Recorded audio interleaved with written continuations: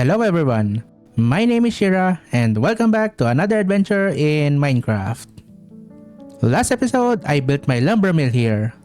I haven't really used this place much since I don't really need a lot of logs right now, but will be making use of this once I get started on one of my building projects again. There are a couple of things I want to do here, but won't be able to do it until much later. One of which is to connect this railway station we have here to another station. The closest one is actually the one in my base in the Oceanside facility, so I'm gonna connect it there in the future. It's actually quite a distance, so it will definitely take a lot of work. Hopefully I can do it soon. Same goes to the main road as well. And I can't wait to connect more of my builds in this world. Anyway, aside from that, I actually did a little bit of exploring in between episodes. I wanted to expand more of the map that I have here to broaden my horizons and hopefully get some more new stuff while exploring. And that is exactly what happened, as I was able to get not one sniffer egg, but 3 sniffer eggs as I found loads of those ocean ruins. And I even got some new pottery shards along the way as well. I also found myself into the colder biomes, which is pretty lucky since this area is gonna be pretty relevant later. Anyway, the map has now expanded here in the base, and hope to do more of them soon. As for the sniffer eggs, I'm just gonna leave them here for now. I don't really have an idea on what to do with these guys just yet. Now let's move on to our project this episode. And it's gonna involve this area that I found over here. It's finally time for me to make an ice farm. I am already running out of ice in my storage here. I only have this for regular ice, then a couple of pack ice over here. I use a lot of this when I make water streams in farms. I always just use ice if I need water sources because of how much easier they are than just using the water buckets. I actually had a tiny temporary ice farm here previously before I made the exterior to the iron farm, so that's gone now.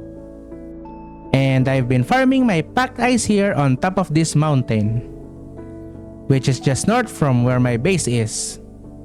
I don't really like destroying terrain around my world, so I should be able to leave this mountain alone once I have an ice farm. Anyway, the place where I'm gonna be building the farm is in the cold plains biome, which I've shown in the map earlier, so let's head over there right now. We're now here at the snowy plains, and I've actually found this nice spot here where I can build the farm. It's a nice big area that is separated by a river to the mainland and some icebergs on this side here, which is a pretty cool view. The farm itself is actually gonna take most of this land here, and so I need to flatten this area out a bit so I can get on building. So with that said, it's time to do some digging.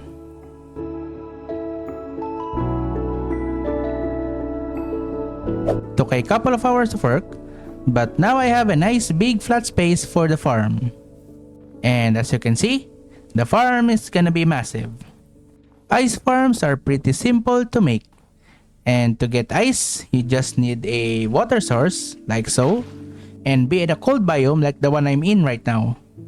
Then just wait for a couple of minutes, and the water eventually turns to ice. Eventually. Any minute now. Ah, there we go, finally. The water has turned ice. You just need to make sure that there are no blocks above the water so that it can turn into ice. That actually took too long that I had to Google how ice works. Then if we have a setup like this, it will turn all of this into water sources. Then if we wait a bit, again, all of them eventually turns into ice, but the ones under here is still water.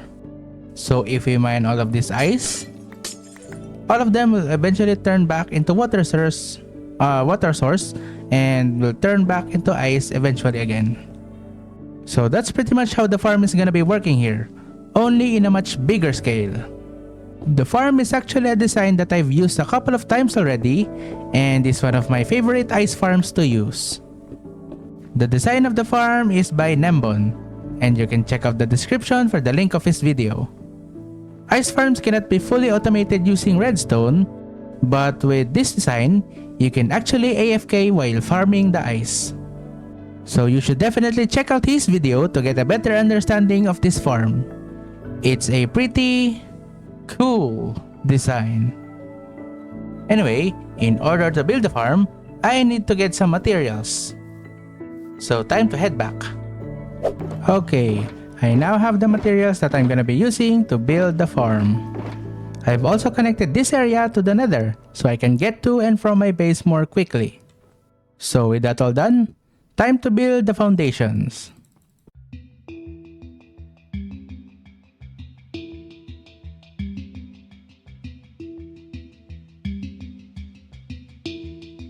The foundations are built, so now you can see how big the farm is gonna be.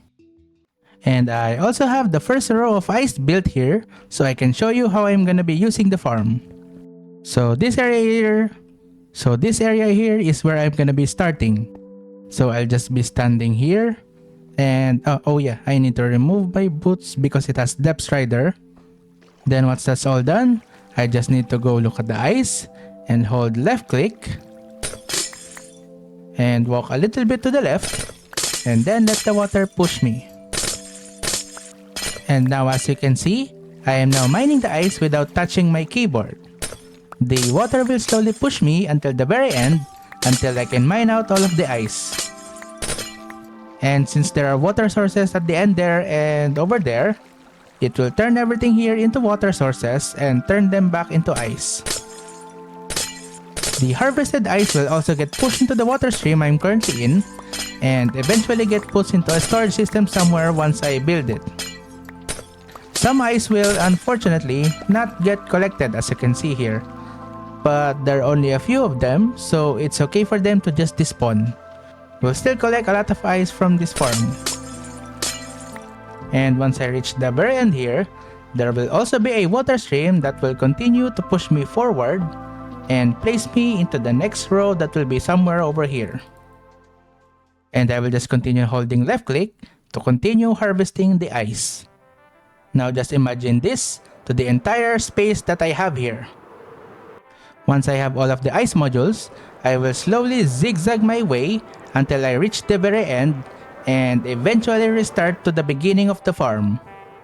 So, time to build the rest of the farm and finish this project.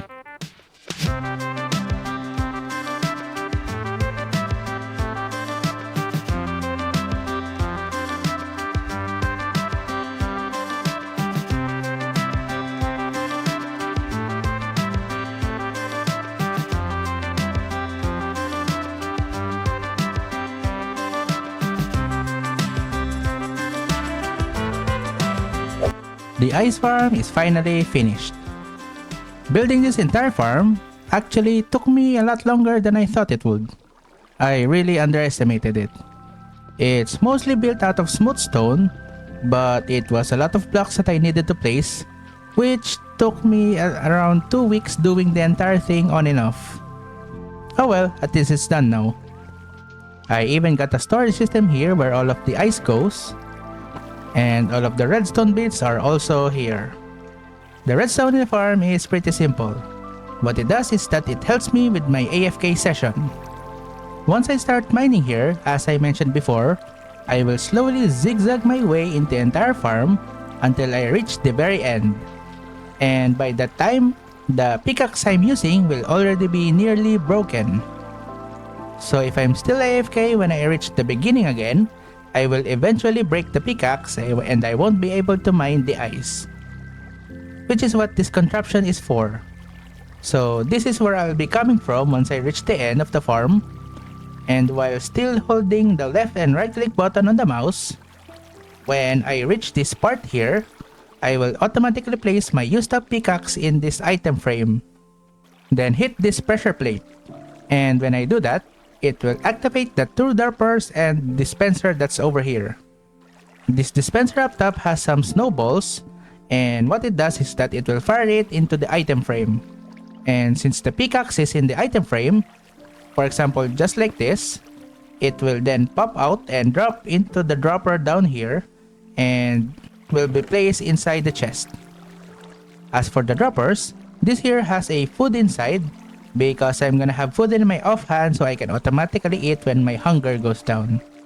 You'll usually only need to eat one piece of food in the entire mining session in the farm, so getting refilled once when we reach here is good enough. Then this other dropper here drops pickaxes so we can continue mining. And yes, that means this dropper is full of Silk Touch pickaxes, complete with Efficiency 5, Unbreaking, and Mending. I went and got a shelter box full of these pickaxes which were pretty easy to get now because of my villagers. Then I used my gold farm to get all of the levels I need for enchanting. Enchanting all of those pickaxes almost depleted all of my levels. Now let's do an actual test. I already have a pickaxe, so I'm going to also put a food on my offhand and hold the left click and right click. But since I have the Tweakeroo mod installed, I have hotkeys to help me do that without the needing to hold the mouse. A bit cheaty to many people maybe, but I'm still doing it. A bit of quality of life never hurts anyone. So I'm gonna take off my boots, activate the thing, and off we go. This is gonna take a while, so enjoy the time lapse.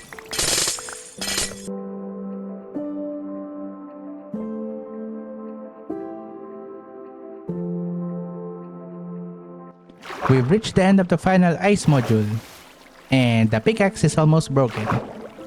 I also still haven't touched my mouse and keyboard, so we can see what's going to happen once we reach the beginning again. Okay, we're about to see the replacement. Pickaxe into the item frame, then pops off, and I got a new pickaxe. And now we're ready for the next section. Oh shoot. Just ignore that. Anyway, that is a whole session of mining the ice.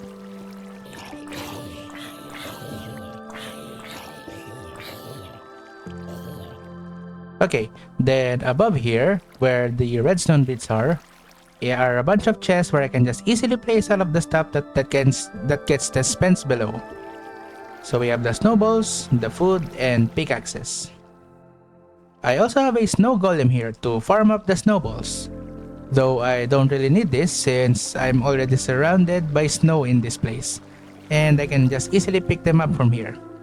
But yeah, this guy will still be staying here. And now I can get all of the ice I will ever need whenever I need them. So that's another farm project complete. So that's it for today. If you enjoyed the episode and want to see more, hit that like button. And subscribe if you want to see more videos from me. I appreciate the support. We'll continue on our next adventure next time. I'll see you when I see you.